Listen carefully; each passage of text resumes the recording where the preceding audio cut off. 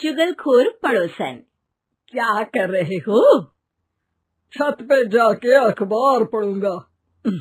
बस यही करो। तुम्हें पता भी है कि बहू क्या गुल खिला रही है? उसने नया फेसबुक अकाउंट बना लिया है। रोज 10 फोटो डालती है। हमारे परिवार की तो नाक कटवा देगी ये। और तुमको ये बात कैसे पता चली? अरे पड़ोसन ने बताया। उसकी बहू भी फेसबुक पर है ना, तो उसको पता चल गया। हाँ, जैसे तुम तो बहुत भोली हो। पड़ोसन रोज सास को उसकी बहू के नाम पर भड़काती थी।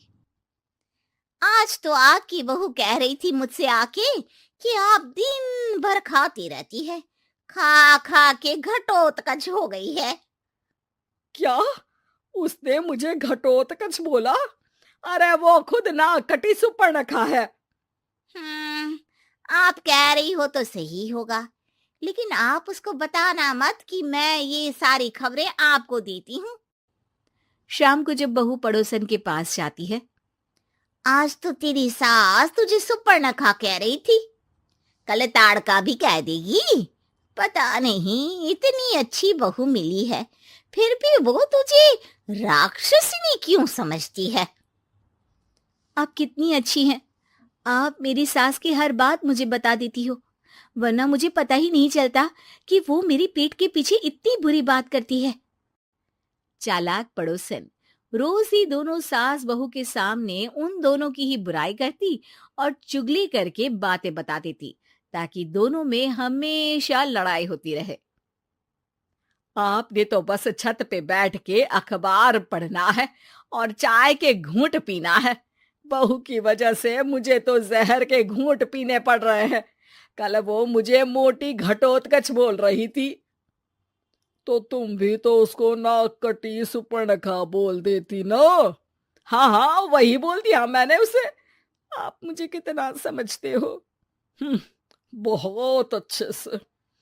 अब मुझे वो ये बात पड़ोसन ने बताई ना, वही तो है आपकी शुभ चिंतक। पर मैं इस बहू को ना सबक सिखा के ही रहूंगी। जरूर सिखाना चाहिए, पर आज तुम मेरे साथ शाम को छत पे बैठना, एक तरकीब बताऊंगा। बिल्कुल बिल्कुल, कितना ध्यान रखते हो जी आप मेरा। मैं ना सब ध्यान रखता हूँ। शाम को जब सास और ससुर छत पर बैठे होते हैं कि यहाँ खड़ी हो जाओ, यहाँ से ना तुमको पता चल जाएगा कि बहू की अगली चाल क्या है। अच्छा, कैसे? सवाल मत पूछो, जैसा कह रहा हूं वैसा करो। थोड़ी देर में ही छत पे बहू की आवाज आने लगती है। मेरी सास लायक ही नहीं है। मुझे पता होता तो सास बहू की भी कुंडली मिलवा लेती पहले ही। तेरी सास तो मुझे भी पसंद नहीं है। मेरे पास जब भी आती है तेरी बुराई करती रहती है। कभी सुपर्णखा कहती है, कभी हिडिंबा कह के कामचोर भी बोलती है। अरे कभी कभी तो चुगलखोर भी बोल देती है। काश आप जैसी होती मेरी सास। ऊपर छत पे पड़ोसन और बहू की आवाज सुन के सास के होश उड़ जाते हैं। समझी? जी समझी। सुबह तुम्हारे सामने ये बहू की बुराई करती है और शाम को बहू के सामने तुम्हारी। मतलब आप सिर्फ अखबार नहीं पढ़ते, सारी खबरें भी रखते हैं। अब तो इस पड़ोसन को भी सबक सिखाना पड़ेगा। शाम को सास बहू को जाके पड़ोसन की साजिश के बारे में बता देती है। हाँ, मुझे माफ कर दो माँ जी। तुम भी अपनी माँ जी को माफ कर दो, इन्होंने भी तो तुमको बहुत कुछ कहा है। अरे बस बस, अब ये सोचो कि पड़ोसन को सीधे कैसे करना है। अगले दिन सुबह पड़ोसन सास का इंतजार कर रही होती है, लेकिन वो देखती है कि वहां सास और बहू एक साथ आ जाते हैं। अरे अरे आज दोनों एक साथ। हाँ, सोचा कि बहू की पीठ पीछे बुराई करने से क्या फायदा, मुंह पे ही बोलती हूँ मैं।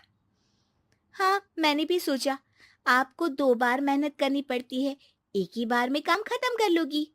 हैं? वो मैं आप लोगों को कैसे पता चला? क्योंकि ऊपर वाला सब देख रहा है। पड़ोसन ऊपर देखती है, वहां ससुर खड़े होकर हंस रहे होते हैं। मतलब आप हमारी बातें सुन लेते थे? हाँ, सुन लेता था और मजे भी लेता था। आपको तो शक नहीं होना चाहिए। क्या चाल खेली है आपने, एकदम सास बहू के सीरियल जैसी। तो बताओ पड़ोसन जी, मेरी बहू ने आपसे अब मेरे बारे में क्या बोला? यही बोला कि सास बहुत अच्छी है, बहुत ध्यान रखती है। अच्छा, और सास ने मेरी क्या बुराई की? नहीं ना की बुराई, हमेशा तारीफ करती है। भगवान सबको ऐसी सास दे। मेरी गलती है जो मैंने आप लोगों में आग लगाने की कोशिश की। पर छत पे लगा हुआ सीसीटीवी यानी कि शर्मा जी सब देख रहे थे। हाँ जी, मुझे माफ कर दीजिए। माफ क्या? आपको तो अब हम साफ ही कर देंगे अपने वालों की लिस्ट से। आज से आपकी और हमारी बात बंद, लेकिन बुराई जारी रहेगी। अब आपकी हरकत के बारे में पूरे मोहल्ले को बताना तो पड़ेगा ना आंटी जी।